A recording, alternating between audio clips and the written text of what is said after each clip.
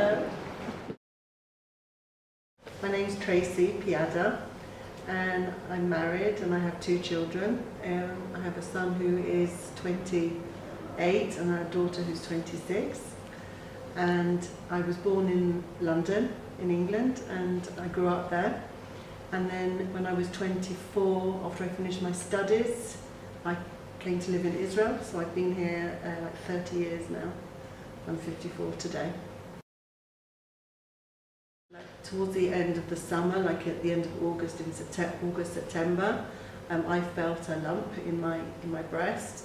It was quite easy to feel. It was quite external. It wasn't so much internal. I felt something wasn't right. It wasn't something that I was used to having, and there was nothing like it on the other side. And I knew it was something that I didn't have before.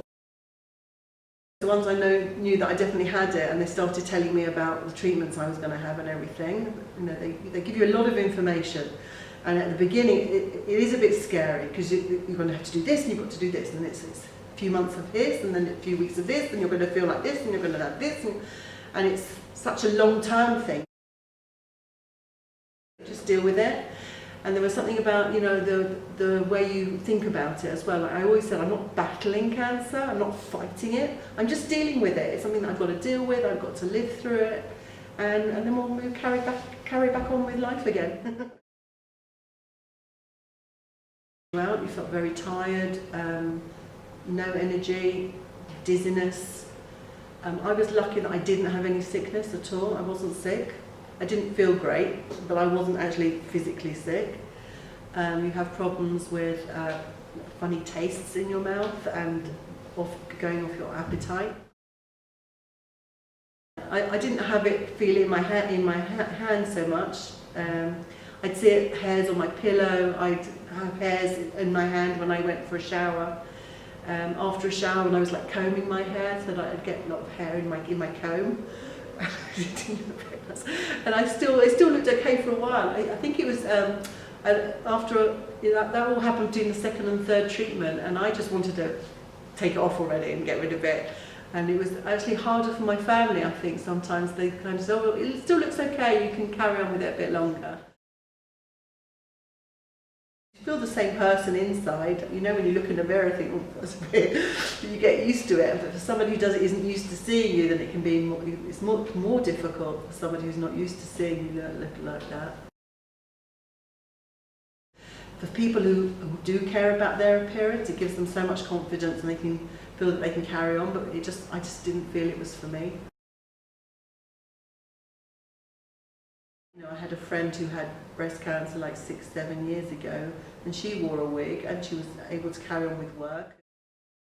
She just felt she didn't want to leave the house without wearing a wig. She didn't want to see people had to see her without hair.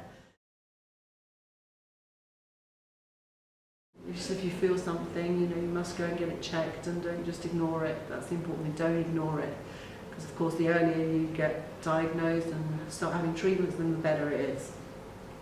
So that's what I would say to anyone.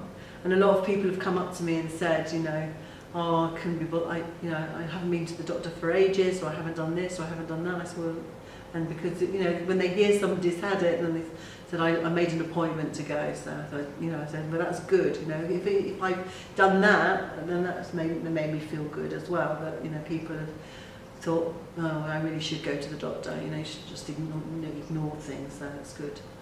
And even if, you know, sometimes it's not just about feeling things yourself as well, because sometimes, you know, things are more internal. So, you know, I was lucky because I felt my lump. But if you don't go to a doctor regularly, and you don't have an ultrasound or a mammogram every couple of years, then it's very, you know, it's not good, because you need to be checked as well internally. So I would definitely recommend everyone to be checked regularly. So important.